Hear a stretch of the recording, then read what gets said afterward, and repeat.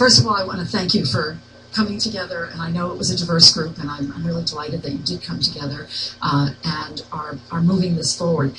I have to admit, and I have to be completely honest, I have kind of a just an uncomfortable feeling about it, and let me just explain why, because I spent a considerable amount of time sort of deliberating on this. There's nothing I would like to see more than a dark sky designation for Sedona. When I was at Keep Sedona Beautiful and moving into now, that has always been on my agenda as something that the city deserved.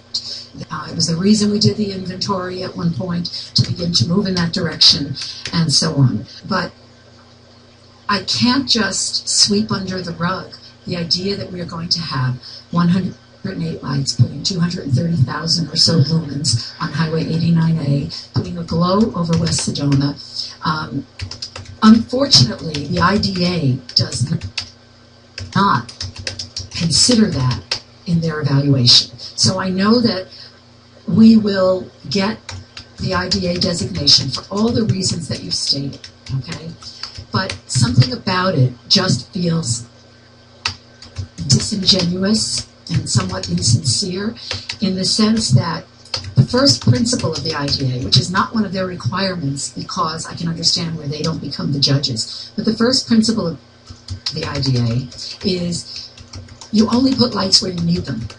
And we have had two entities, the safety panel for 89A and CivTech, both determine that for safety, the lights were not the necessary alternative. But in any case, ADOT is installing them without really the community support for that, because the first election in 2010 had as a very strong platform no lights. But ownership of the road became the bigger issue as we got into the referendum. So the IDA's first principle is, do we need the lighting? The second principle is, if we need the lighting, you only use it in the amounts required. And 108 lights, 35 foot high, with 200 watt fixtures that are high pressure sodium.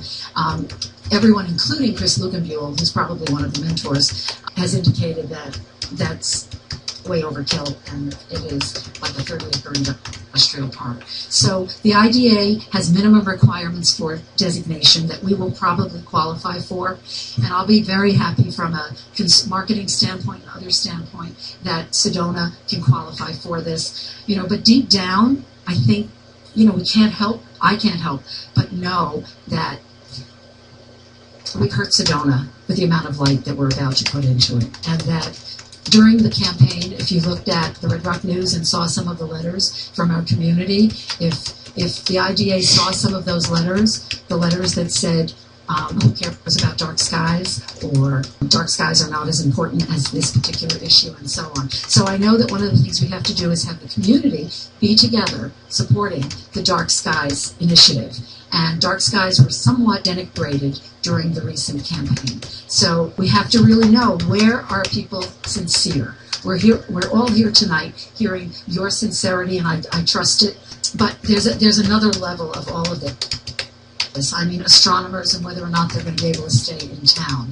You know, in Flagstaff, they moved out of town. I know that you're beginning to reach out to the public. I saw that as one of your next steps. I think it's really important to, yes, go after the stakeholders and the organizations and so on, but I think you also need to have one public meeting where somehow, or more, where we somehow hear from the community that they do care about dark skies, because I heard a lot of people say they didn't, that it wasn't a priority for them, and that's a concern to me.